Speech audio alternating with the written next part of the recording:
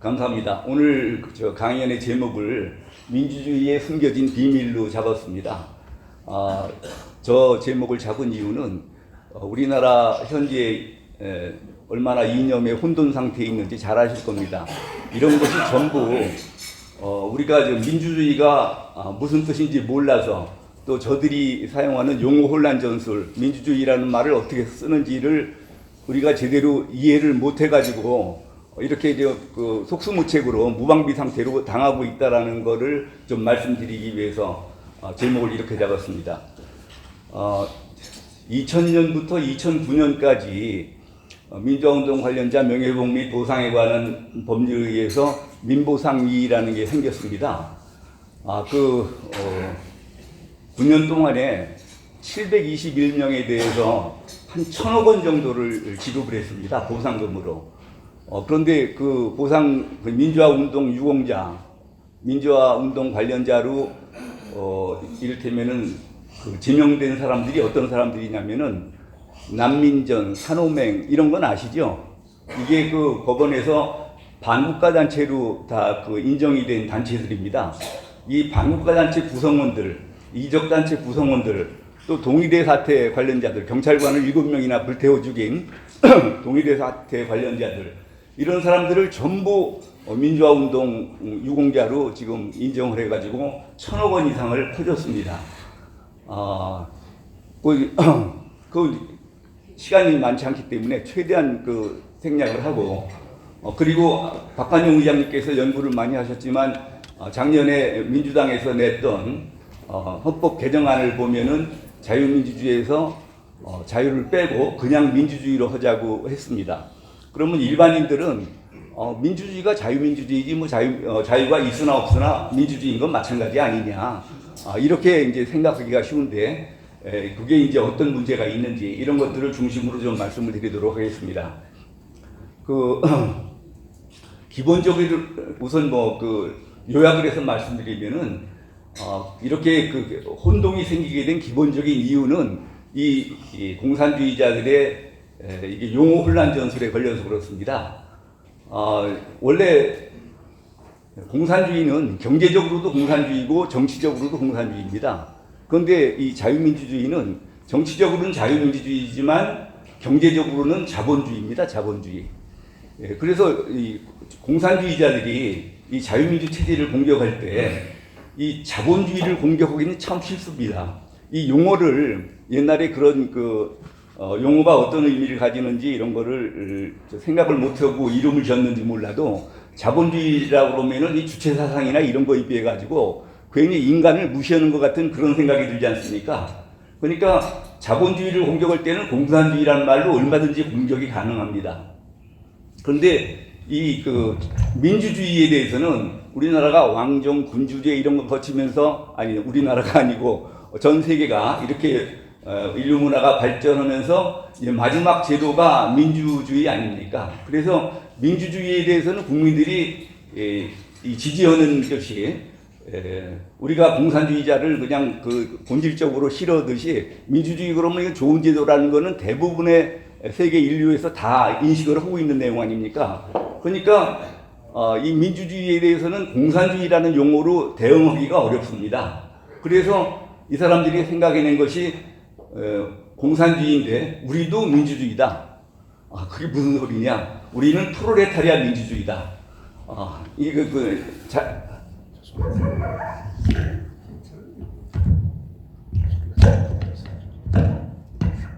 작아서 그래? 아니요, 소리가 자꾸 하울. 됐습니다. 그러니까 시작은 우리도 민주주의다. 워낙 민주주의라는 용어에 대한 인식이 인류에 좋기 때문에 우리도 민주주의다. 그렇게 해서 그런데 우리도 프롤레타리아 민주주의이기 때문에 우리도 민주주의다. 그래서 자기네들도 민주주의라고 해서 이제 혼란을 주기 시작을 해가지고 이제 여기서 이렇게 많이 이제 이념적으로, 특히 이제 우리나라 같은 경우에 이념적으로 많이 의식화가 되다 보니까 이제 와서는 우리가 진짜 민주주의다, 자유민주주의는 가짜 민주주의다, 이렇게 해서 지금 어느 민주주의가 진짜 민주주의냐 가지고 지금 싸우고 있습니다.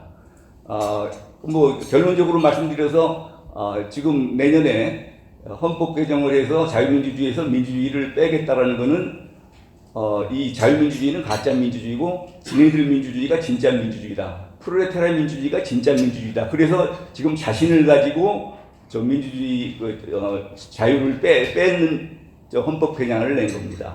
그런데 이거는 쟤네들이 뭐 우리나라의 운동권에서 생각해낸 얘기가 아니라 2010년도에 북한에서 노동당 규약을 개정하면서 대남 전략을 종전에는 민족해방 인민민주주의 혁명 전략이었습니다. 그거 다 아시죠?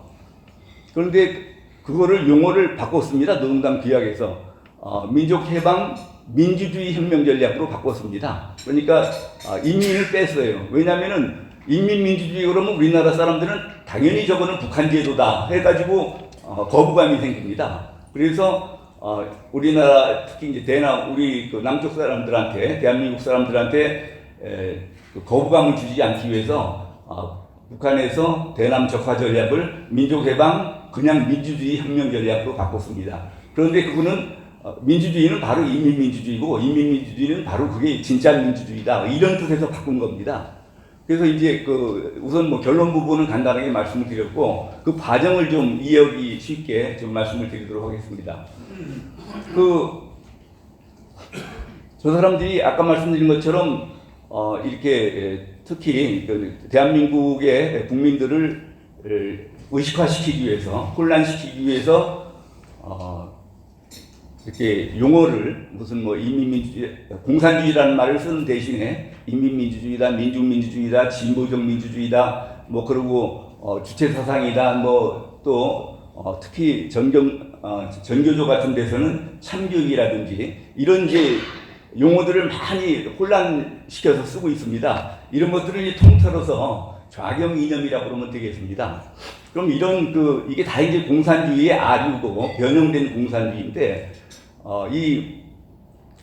이것들을 좌경 이념이라고 하면은 어떤 공통점이 있느냐? 공통점이 이제 제가 20몇 년간 이제 공안 검사 생활을 하면서 제가 정의를 했습니다. 좌경 이념이라는 거는 기본적으로 사회적 약자를 이용해서 정권을 획득하려는 사기극이다. 왜 사기극이라고 그러느냐? 이거는 이를테면은 공산혁명이 성공하면은 노동자 농민이 주인이 되게 만들어준다. 주인이 되면 막 세상께 전부 자기 거 아닙니까? 그러면 그게 바로 지상천국이죠. 지상천국을 만들어줄 것처럼 속여가지고 사람들을 이를테면 혁명정선에 끌어들여서 이용을 해먹고 막상 혁명이 성공하면은 기존에 가지고 있던 자유와 권리, 주권까지 전부 뺏어버리기 때문에 이게 사기극이다. 이렇게 지금 말씀을 제가 이렇게 정의를 했습니다. 그러면은 왜 사람들이 이런 사기극에 속아 넘어가느냐? 여기 계신 분만 해도 전부 그야말로 다 많이 배우신 분들이고 지능 IQ야 최고로 높으신 분들이고 이렇지만 여기 계신 분들이야 속아 넘어가지 않겠지만 공산주의 이념에 속아 넘어간 사람들이 굉장히 많이 있지 않습니까? 왜 이렇게 속아 넘어가느냐? 그는 사기 수법이 기기묘묘하기 때문에 그렇습니다. 그럼 이 사람들이 쓰는 사기 수법의 대표적인 것이 어떤 게 있느냐? 5가지를 꼽을 수 있습니다. 첫 번째는 공산주의 이념은 이론이 이중구조로 되어 있습니다. 우리가 듣고 있는 것은 전부 공산주의의 선전이론입니다. 공산주의 국가에서 자기네들이 실제로 적용하는 실천 이론은 전혀 다릅니다. 그러면은 이를테면은 노동자 농민이 주인이 된다, 능력에 따라 일하고 필요에 따라 분배한다, 계급 없는 사회다, 이런 것들은 전부 우리가 듣는 것들은 전부 공산주의의 선전 이론입니다. 실천 이론은 전혀 다릅니다. 그거는 조금 이따가 설명을 드리도록 하겠습니다. 두 번째로 쓰는 사기 수법이 아까 말씀드린 용어 혼란 전술입니다. 아까 지금 민주주의란 말을 자기네들은 민주주의보다 도저히 더 좋은 말을 만들어낼 수가 없으니까 이럴 때는 우리도 민주주의다 해가지고 프롤레타리아 민주주의라는 말을 만들어내고 그 다음에 이제 지금은 지네들이 진짜 민주주의라고 하고 있지만 이런 식으로 민주주의란 말을 우리가 혼동하게 만듭니다. 용어 혼란 전술이죠. 그리고 이제 특히 우리나라에서 많이 쓰이는 얘기는 민족이다. 그러면은 우리는 한 결에 이렇게 생각하는데 북한에서 쓰는 민족이란 말에는 주한미군 철수 이 얘기가 포함이 되어 있습니다. 그리고 평화 그러면은 우리가 생각할 때는 전쟁이 없는 상태가 평화인데 북한에서는 평화라고 그러면은 온 세상이 공산화된 상태를 평화라고 합니다. 그럼 우리 민족끼리 평화를 이루자 그러면은 주한미군을 철수시키고 이 한반도 전체를 공산화하자 이 뜻입니다. 그런데 우리는 그 말이 무슨 말인지 못 알아듣죠. 그 다음에 세 번째가 이제 궤변입니다. 궤변. 궤변이 한두 가지가 아니지만, 궤변이라고 그러면은 언뜻 들으면 그럴듯하지만, 논리적으로 따져보면은 논리적으로 맞지 않는 얘기가 궤변 아닙니까? 근데, 궤변 내용을 들자면 한도 없는 거고, 오늘 설명하는데 이제 필요한 범위 내에서 말씀을 드리면은, 공산당의 조직 원리에 민주주의 중앙집권제라는 게 있습니다. 줄여서 민주집중제라고 그러는데, 그거는 이따가 공산주의 선전 이론을, 실천 이론을 말씀드릴 때 공산당 조직 원리를 말씀을 드리도록 하겠습니다. 그 다음에 네 번째가, 이제 억지입니다, 억지. 무조건 그냥 지금, 이 정권에 있는 사람들은 헌법 개정안이 이를테면 통과가 안 됐어도, 지금 우리나라 국사교과서에서 지필 기준을 만드는 것이 자유민주주의에서 전부 자유를 떼도록 했지 않습니까? 그거는 지금 자유민주주의 헌법하에서 이렇게 지금 자유민주주의하고 민주주의가 다르다라는 것을 아는 사람 입장에서는 우리 자유민주주의 헌법하에서는 그런 역사교과서 지필 기준이라는 거는 이건 당연히 위헌적인 거죠. 이거는 말이 안 되는 얘기인데 왜 저 사람들이 무슨 근거로 이제 그런 거를 하느냐? 저 사람들은 우리나라 헌법이 지금 현행 헌법도 자유민주주의 헌법이 아니라고 주장을 합니다. 이건 이제 이거 특히 이제 역사 분야 국사 관련 학자들은 한 70-80% 이상이 우리나라 헌법은 자유민주주의 헌법이 아니라고 봅니다. 명백하게 헌법 전문에도 자유민주적 기본질서가 들어가 있고 헌법 4조에도 자유민주적 기본질서에서 평화통일을 정책을 추진해야 된다라고 다 돼 있는데도 저 사람들이 그게 멀쩡하게 그런 걸 자유민주적 기본질서라는 말이 들어가 있는 헌법을 두고도 우리나라 헌법은 자유민주주의 헌법이 아니다라고 주장을 하면서 지금 저런 국사교과서 지필 기준이 나오는 겁니다. 이런 것들이 이제 억지죠. 그 자세한 내용은 추후로 말씀을 드리기로 하고요. 그런데 억지 예를 들면은 이제 주체 사상 같은 거를 예를 들면은요. 주체 사상은 여러 가지 그거를 학문이라고 그래가지고 열심히 쳐다보는 사람들이 있는데 그거는 쳐다볼 필요도 없는 거고요. 간략하게 말씀드리면은 주체 사상은 이렇게 됩니다. 인간은 자연의 주인이요, 사회의 주인이요, 자기 운명의 주인이다. 그래서 우주 만물에서 가장 소중한 존재이다. 그러면 여기까지만 들으면은 이 중에 틀린 말이 있습니까?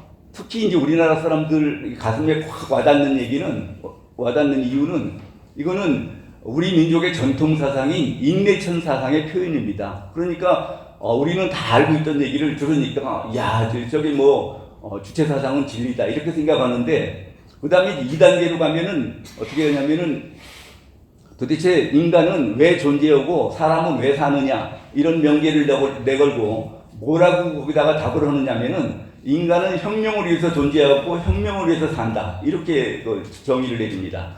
근데 도대체 인간이 무슨 혁명을 위해서 존재하고 혁명을 위해서 삽니까? 이건 억지 논리죠, 억지. 그 다음에 마지막 3단계로 가서는 우주 만물의 주인으로서 모든 것을 주인으로서의 사람이 그 사람된 권리를 확보하기 위해서는 신격화된 무리의 존재, 오류가 없는 무리의 존재인 수령의 지도하에서만 가능하다. 그래서 이 주체 사상에 의하면은 혁명에서뿐만이 아니라 우리 일상세가 전부 수령의 지도를 받아야 하고 수령을 위해서 존재하는 것으로 지금 이렇게 돼 있는 겁니다. 그러니까 이런 주체 사상의 논리에 이제 억지가 들어가 있는 거죠.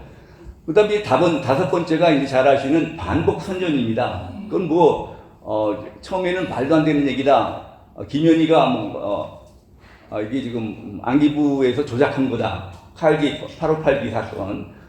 그렇게 처음에는 저거 무슨 말도 안 되는 소리를 하나 그러다가 저게 지금 몇 년을 두고 반복 선전해서 김현희는 안기부에서 공작한 사람이다. 저건 뭐 북한 공작원이 아니다. 하면은 지금 국민들 상당히 많은 사람들이 그걸 또 그대로 믿게 됩니다. 이런 게 이제 반복선전이 이제 사기수법의 이제 하나인데, 이런 식으로 5가지 사기수법을 교묘하게 섞어서 그걸 이론을 구성하면은 여기에 속아 넘어가지 않을 수가 없습니다.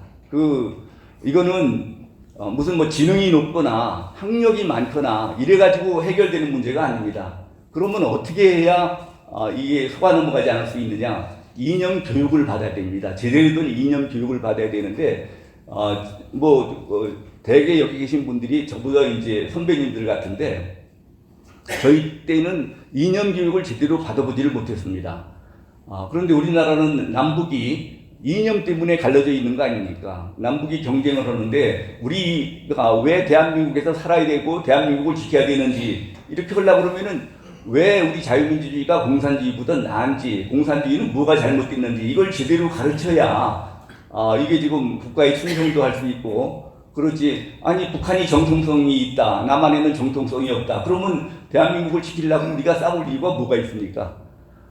그래서 이념 교육을 제대로 해야 되는데, 방금 말씀드린 바와 같이 우리는 이념 교육을 제대로 받아본 적이 없습니다. 그런데 거꾸로 1980년대쯤부터 좌익 세력들은 대학생들부터 시작을 해가지고 초중고등학생들까지 열심히 이념 교육을 시켰습니다. 그래서 벌써 30몇 년이 지나니까 우리 20대, 30대, 40대가 완전히 50대까지 이게 좌경 의식화가 되어 있는 겁니다. 그러면 정부는 이념 교육이 중요하다는 걸 몰랐느냐? 당연히 정부도 알죠. 우리나라가 남북이 이념으로 대립되어 있는데 이념 교육이 중요하다는 걸 왜 몰랐겠습니까? 그런데 왜 이념 교육을 제대로 안 시켰느냐?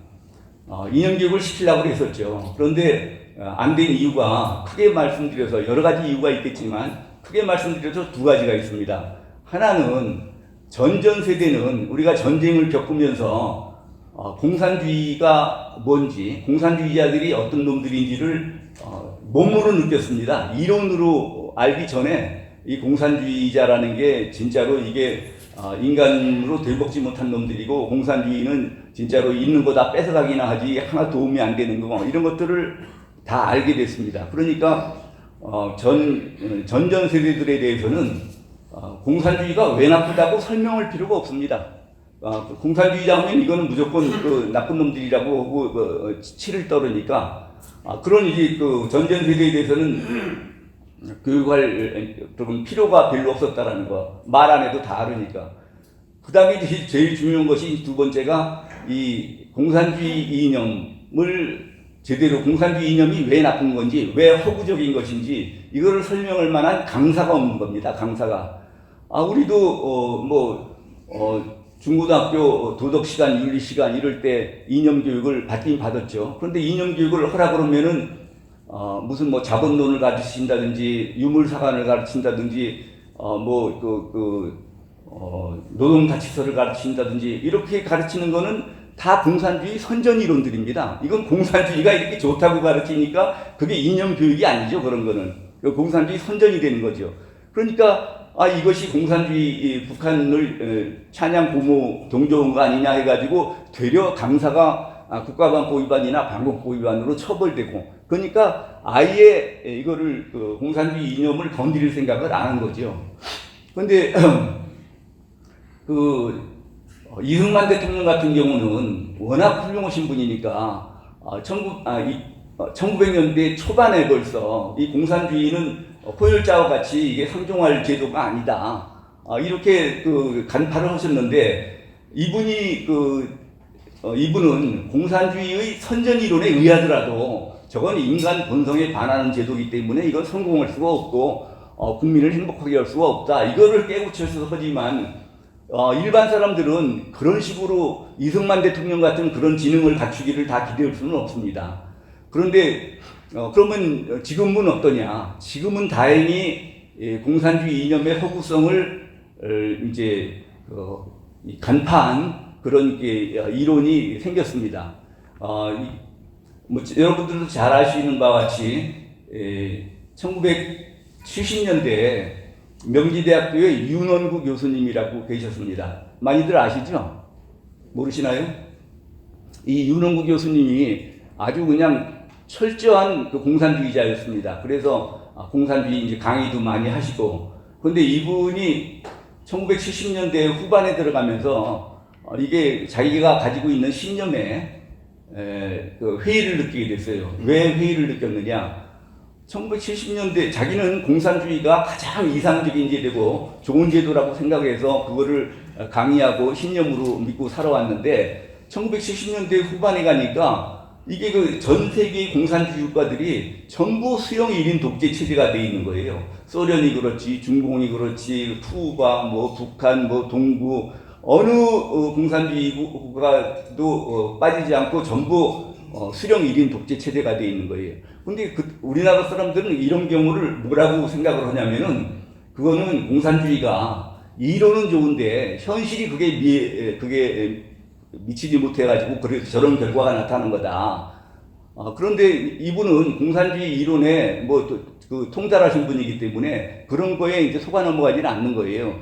아니 이론이 좋으면은 결과가 좋아야지 어떻게 이론이 좋은데 하나같이 결과가 저 모양이냐. 이거는 뭔가 공산주의의 비밀이 있다. 그래가지고서는 다시 이제 그 당시 이제 공산주의 종주국인 소련의 정치학교 가서 경제학교 가서 이런 거를 갖다가 이제 열심히 연구를 하셨어요. 그래서 내린 결론이 아까 말씀드린 것처럼 공산주의 이론은 이게 이중 구조로 되어 있구나. 우리한테 들려주는 선전 이론과 공산주의 국가 내에서 적용되는 실천 이론이 이게 전혀 다르구나. 근데 이제 아까 말씀드린 것처럼 선전 이론이라고 그러면 공산주의 선전 이론이라고 그러면은 노동자 농민이 주인이 된다. 능력에 따라 일하고 필요에 따라 분배한다. 또 계급 없는 사회다. 이런 식으로 이제 여러 가지 얘기가 되는데 그 중에서도 우리 청년 학생들한테 가장 어필한 그 선전 이론이 이런 겁니다. 뭐냐면은 자유민주주의는 가짜 민주주의다. 왜 가짜 민주주의냐? 자유민주주의는 국민이 주인이라고 그러는데 어떻게 더 전 국민이 다 주인이 되느냐? 주인이 있으면은 종이 있는 거고 지배자가 있으면 피지배자가 있는 거지 어떻게 전 국민이 다 주인이라고 그러느냐? 이거는 말만 전 국민이 주인이라고 해놓고 실제로는 소수의 부르주아가 다수인 프롤레타리아의 독재를 행하는 부르주아 독재, 부르주아가 주인이 되는 부르주아 민주주의다. 그래서 어차피 어느 계급이 다른 계급에 대해서 독재를 할 바에는 소수인 부르주아가 다수인 프롤레타리아에 대해서 독재를 하는 것보다는 다수인 프롤레타리아가 소수인 부르주아에 대해서 독재를 하는 것이 더 민주적이다. 그래서 자유민주주의보다는 프롤레타리아 민주주의가 더 민주적이다. 그러니까 그 당시 80년대 초에 젊은 대학생들은 이 이론에 전부 이제 깜빡 넘어갔어요. 그런데 실천 이론을 보니까 어떻게 돼 있냐면은 그러면 진짜로 실천 이론도 노동자 농민이 주권자가 되게 돼 있느냐? 그게 아니라는 거죠. 실천 이론은 어떻게 돼 있냐면은 계급 간의 권력은 나눠 가질 수 없다. 그러니까 이 노동자 농민이 주인이라고 그랬는데 농민을 믿지 말라. 농민에게는 권력을 나눠주지 말라. 이렇게 돼 있어요. 왜 농민에게는 권력을 나눠주지 말라고 그러냐면은 농민은 땅에다가 농사를 짓는 사람이기 때문에 이 토지에 대한 애착이 강하다는 겁니다. 그래서 언제든지 이 부르주아지들하고 영합할 수 있는 그런 기회주의적 속성을 가지고 있다. 그거를 뿌띠 부르주아지라고 부릅니다. 농민을. 작은 부르주아라는 얘기죠. 그래서 그러면은 노동자 농민이 주인이라고 그랬는데 농민을 권력에서 빼라고 그러니까 제외시키라고 그러니까 그럼 이 이론만 가지고도 벌써 이게 그 다수가 소수에 대해서 독재를 하기 때문에 더 민주적이라고 그랬는데 그 당시에는 제일 다수인 국민의 대부분을 차지하던 농민들을 권력에서 제외하니까 다수가 소수에 대해서 독재를 하기 때문에 더 민주적이란 말도 맞지 않는 얘기가 되는 거죠. 그러면 그거는 뭐 그렇다고 치고 그럼 노동자 농민 주인에서 농민은 빼고 그럼 노동자는 진짜로 주인이 될 수 있느냐? 그런데 노동자들이 수백만 수천만이 있는데 어떻게 이 많은 사람들이 주권을 효율적으로 행사할 수 있겠느냐? 그래서 아까 말씀드린 것처럼 민주주의 중앙집권제, 민주집중제라는 이 공산당의 조직 원리가 작동이 됩니다. 그래서 주권을 효율적으로 행사하기 위해서 이 노동자가 가지고 있는 주권을 공산당에게 위임하도록 되어 있습니다.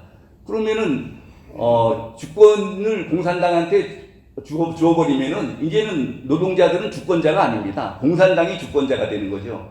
이 주권이라는 것은 절대적인 권력이기 때문에 주권자의 명령에 대해서는 거기에 대해서 왈가불가 이의를 할 수가 없습니다. 그럼 이제 그러면은 공산당은 제대로 된 주권자가 될 수 있느냐? 공산당원도 수만 수십만이 있는데 이 사람들이 어떻게 효율적인 주권 행사가 가능하겠습니까? 그래서 효율적인 주권 행사를 위해서 이 공산당의 주권을 다시 민주집중제 이론에 의해서 공산당 중앙위원회에다가 위임을 하도록 되어 있습니다. 그러면은 이제 중앙위원회가 주권자가 되는 거죠. 그럼 중앙위원만 해도 수백 명이 될 텐데 이 사람들이 어떻게 효율적인 주권 행사를 할 수 있겠습니까? 그래서 다시 이 중앙위원회 주권을 정치국에다가 위임을 합니다.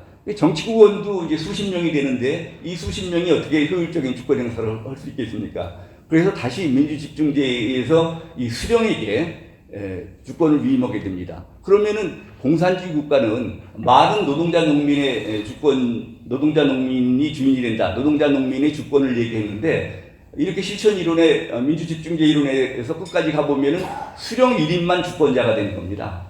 그러니까 아까 말씀드린 것처럼 주권이라는 것은 절대적인 권력이기 때문에 이 수령은 절대적인 권력자가 되는 거죠. 그 말에 이론을 제기할 수가 없습니다.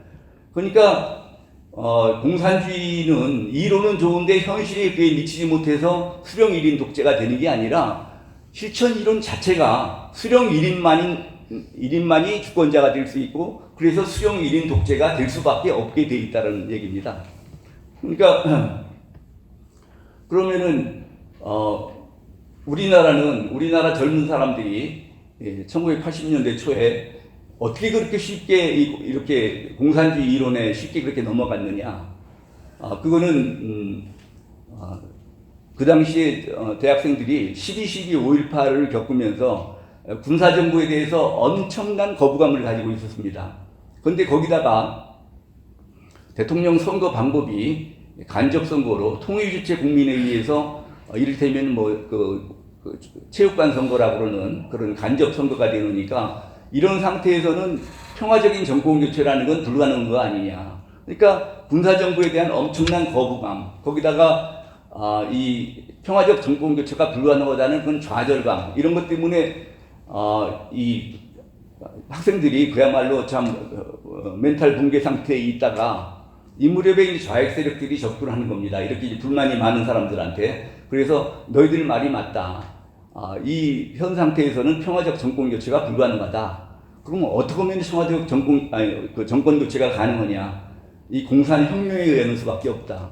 그런데 그 당시 학생들은 이 군사정부만 이게 없애버릴 수 있으면은, 이거는 전복시킬 수 있으면은 악마한테 영혼이라도 팔 수 있다. 이런 생각들을 가지고 있었기 때문에 아주 쉽게 이제 공산주의에 이제 동조가 되게 됐습니다. 이 당시에 이제 의식학습이라는 게 첫 단계는 이 사회, 난장이가 쏘아올린 작은 공, 이런 것처럼 얼마나 이게 빈부격차에 따라 가지고 사회가 부조리한지 이런 거를 인식을 시키고, 그 다음에는 이것이 전부 이제 자본주의 사회 때문에 생기는 폐해들이다. 그래서 그 다음에 마지막으로는 이거를 다 해결하는 거는 공산주의 이론밖에 없다. 이념밖에 없다. 그리고 특히 이제 우리나라 같은 경우는 북한은 다 친일파들을 제거하고 이건 전혀 현실과 다르지만 그래서 이 독립운동가들이 세운 국가다. 여기는 대한민국은 친일파들이 세운 국가다. 그래서 정통성이 없다. 북한에게 정통성이 있다. 이런 것이 이제 의식화 학습의 내용입니다. 그런데 이런 의식화 학습이 1980년대 들어가지고 전국 대학가에서 일제히 이게 시행이 됐습니다. 그래서 제가 붙잡혀온 학생한테 물어봤습니다. 어떻게 이렇게 전국에서 일제히 친북 반미 좌경 의식화 교육이 실시될 수 있느냐? 그랬더니 러시아의 분화로드 운동을 본따서 하는 거라고 그러더라고요. 잘 아시다시피 러시아의 분화로드 운동, 분화로드라는 거는 러시아 말로 민중 속으로 그런 뜻입니다. 분화로 운동이 뭐 그 역사 시간에 배우셔서 다 아시겠지만 다시 한번 환기를 시켜드리면은 1870년대에 유럽에서 공산주의 이론이 막 그 세상을 풍미할 때 러시아 지식인들도 우리도 빨리 저렇게 지상 낙원이 되는 공산주의 국가가 됐으면 좋겠다. 그런데 유물사관에 의하면은 자본주의는 고도로 발전돼서 자본주의가 고도로 발달하면은 자체 모순에 의해서 붕괴되고 그래서 공산주의가 들어서는 걸로 돼 있는데 그 당시 1870년대 러시아는 농노 사회 아닙니까? 짜르 시대죠. 이 사람들은 제대로 이제 자본주의는 그 근처도 못 가본 사람들인데 언제 러시아가 자본주의 국가가 돼서 그것이 자본주의가 고도로 발전해서 그래서 그게 다시 붕괴돼서 공산주의가 가기를 기다릴 수 있느냐. 이 사람들이 어떻게 좀 우리는 직접 공산주의로 갈 수 없을까? 그걸 연구해서 나온 결론이 우리는 그럼 노동자를 의식화시킬 게 아니라 노동자를 주력군으로 삼을 게 아니라 농민을 주력군으로 삼자.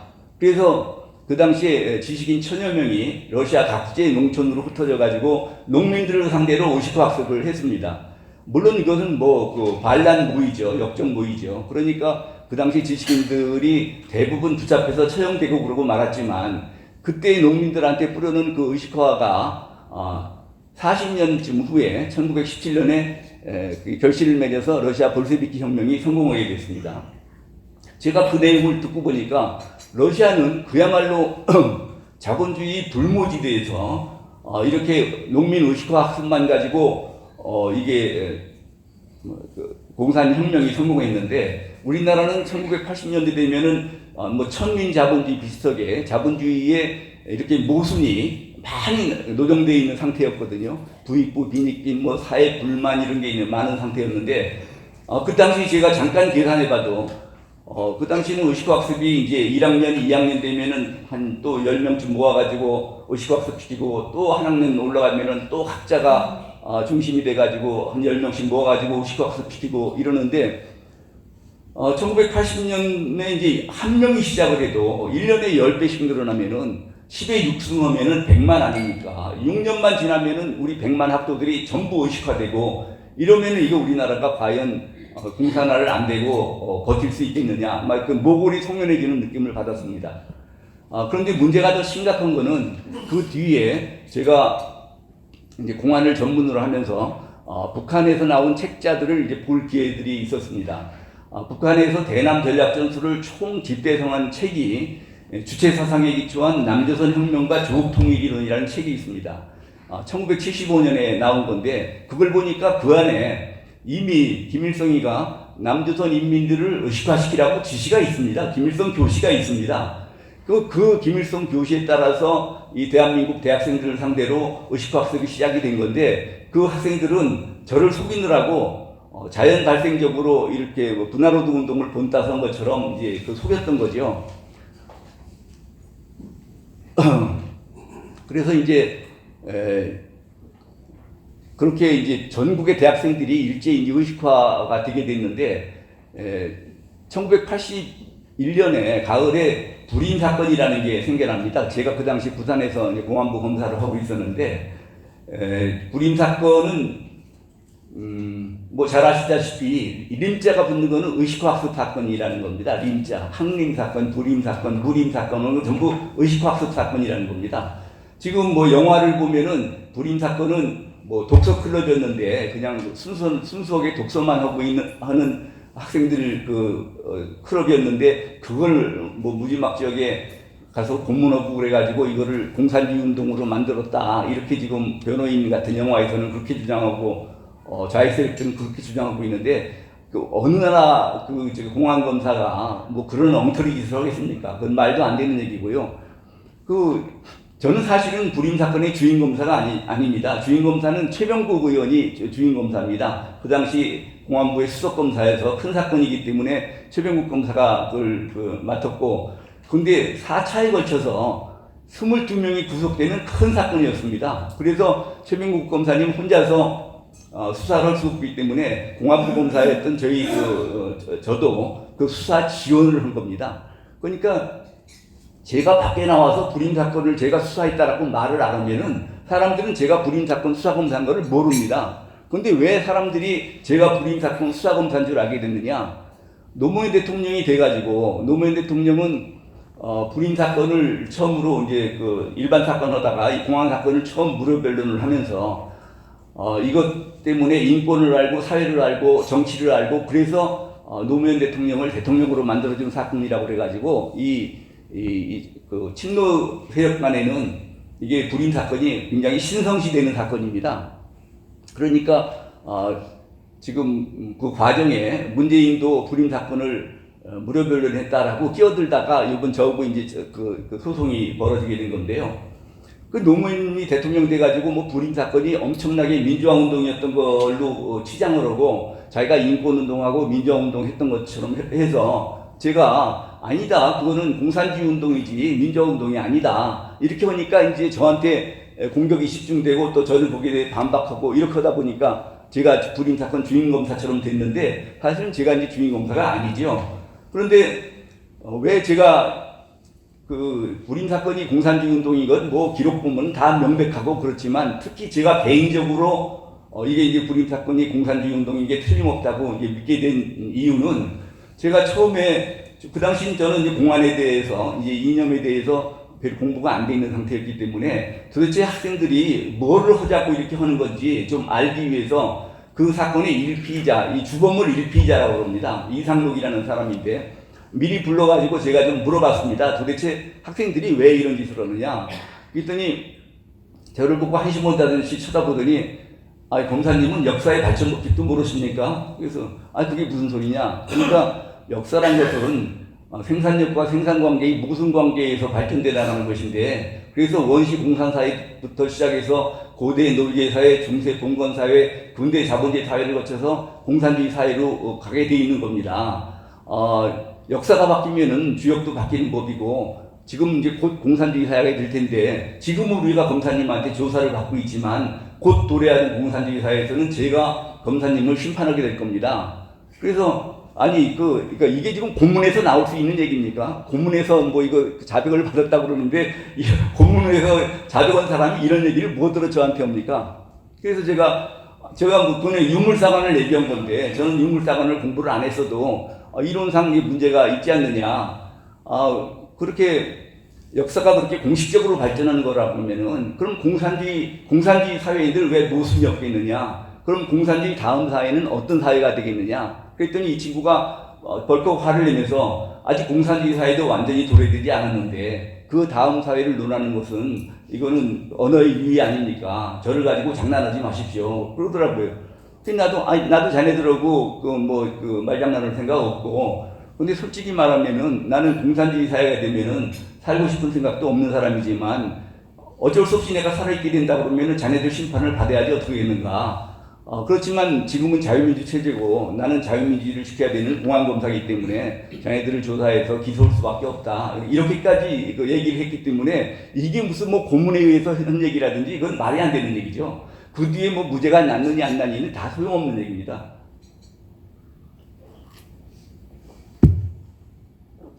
근데 이때까지만 해도 노무현 대통령이 쓴 자서전을 보면 이런 얘기가 나옵니다. 이 판사를 이제 비방을 하면서 뭐라고 했냐면은 재판 도중에 판사가 자기를 판사실로 오라고 그러더니 자기 보고 영감 저놈들 말하는 것 좀 보시오. 이거 완전히 빨갱이들 아닙니까?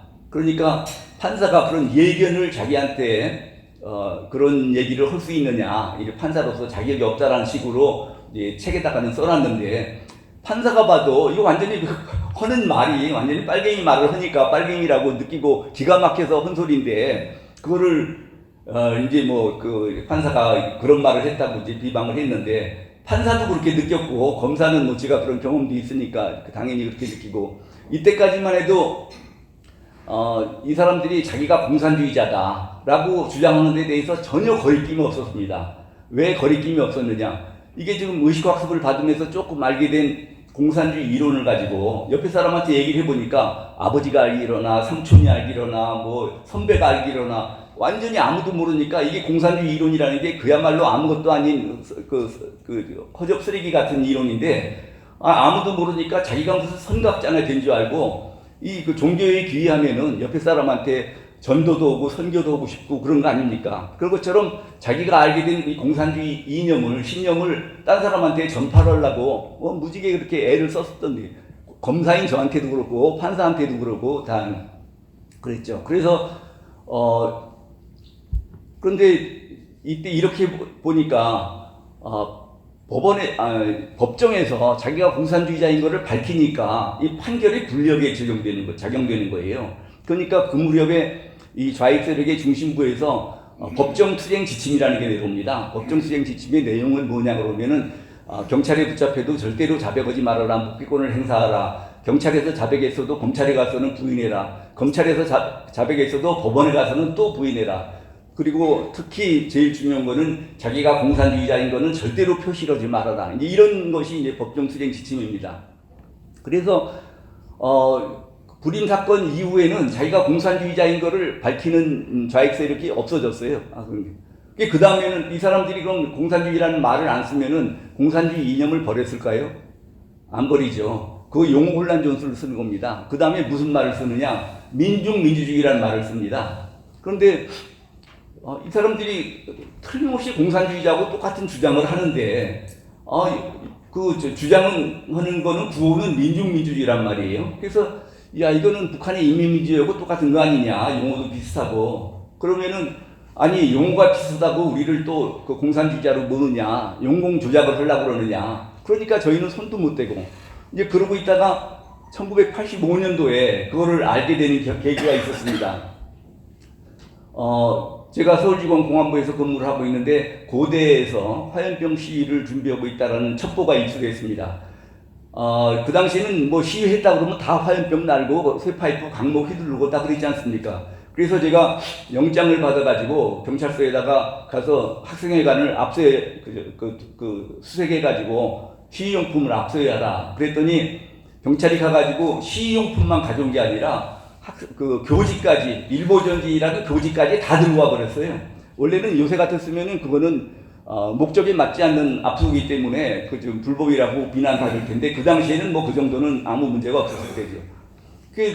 사실은 제가 뭐 그 책을 볼 필요도 없는데 저는 2년 공부가 제대로 안 된 상태에서 공안검사를 하다 보니까 학생들보다는 제가 더 많이 알고 있어야 될 거 아닙니까? 그래서 하여튼 뭐 압수된 책 이런 거 하나도 빼놓지 않고 다 봤는데 그래서 제가 그 책도 쭉 봤습니다. 그랬더니 제가 눈에 번쩍 띄는 얘기가 있어요. 제목이 이철 의원의 발언과 민중민주주의 이런 제목으로 소제목은 민중민주주의란 무엇이냐 이렇게 돼 있더라고요. 그래서 그러지 않아도 민중민주주의가 뭔지 그렇게 궁금하던 참에 잘됐다 그래가지고 보니까 뭐라고 돼 있냐면 시작이 자유민주주의는 가짜 민주주의다. 어떻게 전 국민이 주인이 될 수 있느냐. 주인이 있으면 종이 있고 종이 있으면 지배자가 있으면 피지배자가 있는 거지. 또 그래서 이 자유민주주의라는 거는 소수인 부르주아가 다수인 민중에 대해서 독재를 하는 부르주아 독재, 부르주아 민주주의고 그래서 어느 계급이 다른 계급에 대해서 독재를 할 수밖에 없다 그러면은 소수인 부르주아가 다수인 민중에 대해서 독재를 하는 것보다는 다수인 민중이 소수인 부르주아에 대해서 독재를 하는 것이 더 민주적이다.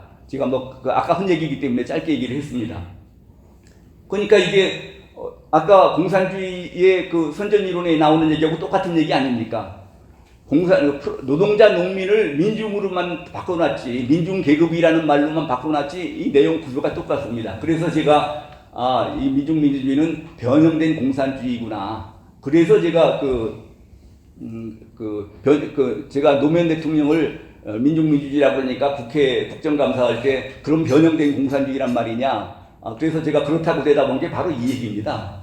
그래서 제가 이제 됐다. 그래서 고대 일보전진 책을 펴낸 학술부장하고 저자하고 두 사람을 국가보안법상 이제 이적 표현물 제작 반포로 구속을 하겠다고 대검에 승인 품시를 올렸습니다. 중요한 지검 공안부에서는 중요한 사건을 하려고 그러면 대검에 미리 좀 품신을 해서 승인을 바꿔야 됩니다. 그랬더니 대검에서 난리가 난 겁니다. 또 도대체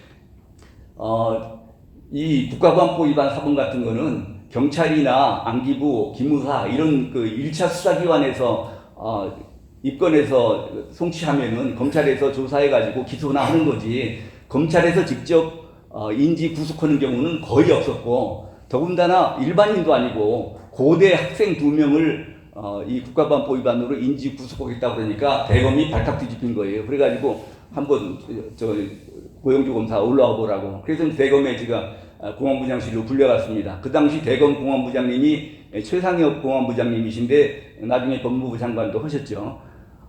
이분은 뭐 그야말로 우리나라 공안의 산 역사시고 난파 간첩 이런 건 뭐 수도 없이 하시고 그랬는데, 이런 식으로 변형된 공산주의에 대해서는 한 번도 보신 적이 없는 거예요. 그러니까 딱 들어가자마자 그러시더라고요. 도대체 민중이 주인이 되는 나라를 만들겠다는데 그게 뭐가 잘못이냐. 그게 이제 지금 그 민중과 국민을 제대로 이제 그 당시에 구분을 못 하신 거죠.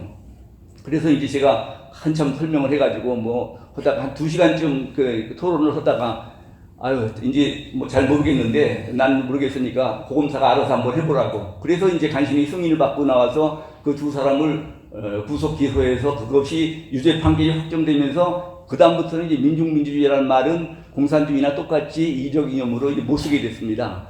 그러면은 이 사람들이 이제 좌익 세력들이 공산주의란 말도 못 쓰게 됐죠. 민중민주주의란 말도 못 쓰게 됐죠. 그러면은 이 공산주의 이념을 버렸을까요? 안 버리죠. 그러면 그 다음에 쓴 용어가 뭐냐? 진보적 민주주의라는 겁니다. 진보적 민주주의는 제가 뭐 하여튼 시간이 짧기 때문에 최대한 축약해서 말씀드리면은 벌써 김일성이가 북한의 인민민주주의를 미화해서 진보적 민주주의라고 일찌감치 주장을 했습니다. 그런데 그 당시는 쟤네들이 진보적 민주주의라는 말을 쓰는 것도 제가 모르고 2011년 여름에 제가 조갑제닷컴의 조갑제 대표하고 국민행동본부의 서정각 본부장님하고 같이 점심 식사를 기회가 있었는데, 이 두 분이 미리 말씀을 하고 나오셨나 봐요. 저한테, 아니 지금 저 노동당, 민주노동당 하는 거, 민노당 하는 것 좀 보시오. 도대체 북한이 조선노동당이나 하는 짓이 하나도 다르지 않은데 어떻게 저런 정당이 대한민국에 존재할 수 있습니까? 저것 좀 어떻게 해산 좀 시킬 수 없습니까? 그러시더라고요. 그래서 알겠습니다. 제가 검토해 보겠습니다. 그래서 제가 이제 사무실에 와가지고 민주노동당 이제 들어가서 강령을 해서 보니까 그 내용에 민중이 주인이 되는 나라를 만들자, 민중 주권을 확보하자, 이런 얘기가 있더라고요. 그런데 일반인들은 이 얘기 보면 무슨 얘기인지 모르죠. 민중 주권이라는 게 무슨 뜻인지, 민중이 주인이 되는 나라를 만들자는 게 무슨 뜻인지 모르고, 그거 좋은 거 아니냐 이렇게 생각하기 쉽지만, 저는 아까 말씀드린 것처럼 민주주의가 공산주의나 똑같다라는 거를 제가 처음 이제 확인해서 증명한 거 아닙니까? 그래서 보니까 그 대신에 민중민주주의 내용과 똑같은 얘기를 주장하는데 민중민주주의라는 말은 안 나오고 진보적 민주주의라는 말을 쓰고 있더라고요. 그리고 뭐 저는 이제 진보적 민주주의란 말도 북한의 김일성이가 먼저 쓴 얘기이기 때문에 이거는 이제 위원정당이 되겠다. 이거는 민중주권이라는 거는 국민주권에 반하는 내용 아닙니까? 그런데 위원정당이 되려고 그러면은 헌법의 어느 규정이나 위반해서 위원정당이 되는 게 아닙니다. 헌법 중에 민주적 기본 질서에 반하는 활동을 해야, 목적이나 활동이 민주적 기본 질서에 반해야 위원정당이 되는 겁니다. 그러면은 이 국민주권이 민주적 기본 질서에 들어가야 되는데, 저는 당연히 국민주권은 민주적 기본 질서라고 생각을 했죠. 그래서 이거는 문제없다 하고서는, 그래도 이제 기소를 하려고 그러면은 제 혼자 생각 가지고 되는 게 아니라 이 근거를 마련해야 되거든요. 그래서 우리나라 헌법재판소에서는 민주적 기본 질서를 어떻게 파악하고 있는지 보려고 우리 헌법재판소의 결정 예를 쭉 찾아봤습니다. 그랬더니 거기에는 민주적 기본 질서란 뭐 기본적 인권의 존중, 상권 분립, 정당제도, 사법권 독립, 시장 경제 이런 얘기들을 쭉 거론하고 있는데 국민주권이란 말이 빠져 있어요. 국민주권주의라는 말이 없어요. 이게 지금 제가 제 주장만 가지고 될 게 아니라 뭐 헌법재판소 결정이든지 뭐 이게 민주적 기본 질서에 위배됐다라는 거를 뭘 들어야 되는데, 우리나라 헌법재판소에 그게 빠져 있으니까 이게 문제를 삼을 수가 없게 됐잖아요. 그래서 제가 우리나라 그 판결이나 결정내 이런 걸 보면 대부분 이제 서독이나 일본 이런 데 거를 많이 이제 베낍니다. 그래서 제가 헌법재판소는 서독 연방 헌법재판소가 제일 앞서가기 때문에 서독 연방 헌법재판소의 결정내를 찾아봤습니다. 물론 제가 독일어를 알아서 본 게 아니고 한글로 이제 번역된 걸 봤죠. 봤더니 거기에는 민주주의 기본질서란 맨 처음이 국민주권주의가 나오는 거예요.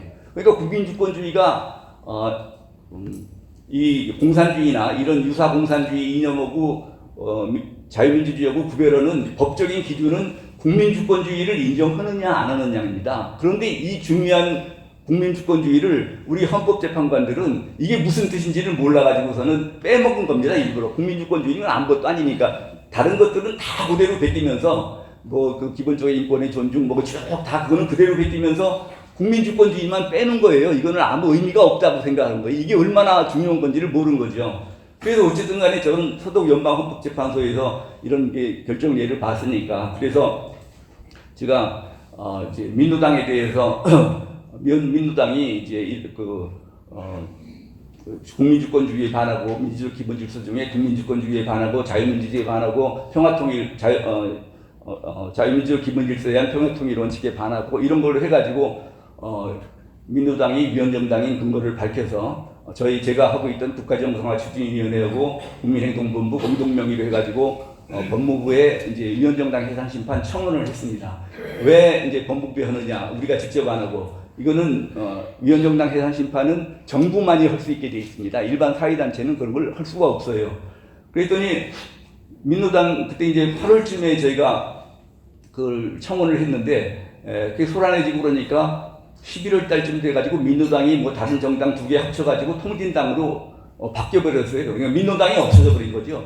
그래서 뭐 저희로서는 그 당을 해산시켜달라고 했는데 그 당이 없어져 버렸으니까 뭐 닥쳤던 게 지붕 쳐다보는 격으로 했는데 그 뒤로 통진당으로 바뀌어가지고 하는 거 보니까 뭐 민주당이나 다를 게 하나도 없어요. 강령도 다 비슷하고.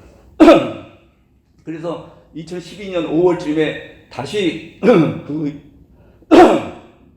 통진당의 그 활동을 보태가지고 통진당에 대해서 위헌정당 해산 심판 청원을 다시 했습니다. 그런데 그 당시 제가 뭐 정부 뭐 검찰 뭐 청와대 뭐 국정원 요로에 전부 다니면서 이거 위헌정당 해산 심판 청구를 해야 됩니다라고 주장을 해도 아무도 거들떠보질 않았어요. 그래서 뭐 그냥 해를 내기고 그다음에 이제 박근혜 대통령이 들어와서 다시 제가 이제 세 번째죠. 통진당에 대해서 위헌정당 해산 심판 그 청원을 다시 했습니다. 법무부에. 그랬는데 마침 그 당시에 이제 청와대 김기춘 실장님이 계셔서 제가 이게 설명을 드릴 수 있는 기회가 생겨서 이게 지금 위헌정당 해산 심판 청구를 법무부에서 했고 2014년 12월 19일 날 위헌정당 해산이 됐습니다. 근데 김기춘 실장님이 저걸 그만두시고 비서실장을 그만두시고 제가 찾아뵙고서 아니 실장님 아니었으면은 이게 지금 제가 애국단체 활동을 한 지가 10년이 돼 가는데 이거 제가 근데 그 당시 청와대에 요청한 것이 통진당 해산해야 된다, 전교조 법에 노조화해야 된다, 현대사 왜곡 문제 이거 시정해야 된다, 세 가지를 말씀드렸는데 세 가지를 다 들어주셨어요. 그래서 제가 아무것도 남은 게 없을 뻔했는데 실장님 덕분에 이게 지금 뭐 일이 됐다고 그랬더니 김 실장님이 하시는 말씀이 고검사장 생각 좀 해보시오. 이게 어떻게 내 힘으로 될 일입니까? 정부에서 위헌정당 해산 심판 청구를 해가지고 그게 헌법재판소에서 기각되면은 그 정부가 와야 되게 생겼는데 이걸 어떻게 내 힘으로 할 수 있느냐? 이건 전부 박근혜 대통령이 결심한 거다. 그래서 무슨 뭐 지난번에 탄핵을 하면서 박근혜 대통령이 무슨 뭐 결정 능력이 없느니 뭐니 하는데 저는 그거는 완전 헛소리고 남자 대통령 10명보다 여자 대통령 하나가 더 낫다고 제가 그 강연을 하고 다닙니다. 하여튼 그래서 이제 그런 통진당이 해산되면서 이제 진보적 민주주의란 말도 못 쓰게 됐죠. 민중주권이란 말도 못 쓰게 됐죠. 그러니까 그러면 이 사람들이 공산주의 이념을 버렸겠습니까? 안 버리죠.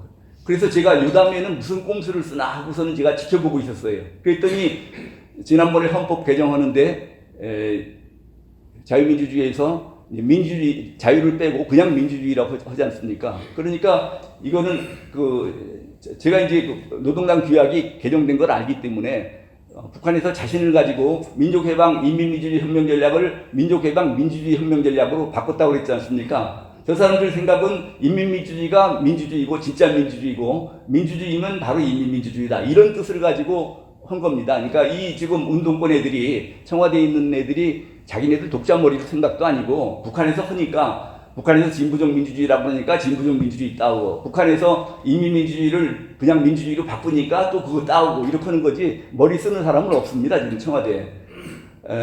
하여튼 그래서 지금 헌법 개정 헌법에 대해서는 우리 박건영 의장님께서 연구를 저보다 더 많이 하셔가지고 더 잘하시고 그래서 나온 것이 민주주의라는 뜻이 용어를 쓰게 됐다는 말씀을 드립니다. 민주주의가 어떤 의미를 가지고 있는지 그걸 좀 이해를 해주셨으면 좋겠는데 혹시 시간이 남았습니까? 어떻습니까? 지났어요? 남았어요?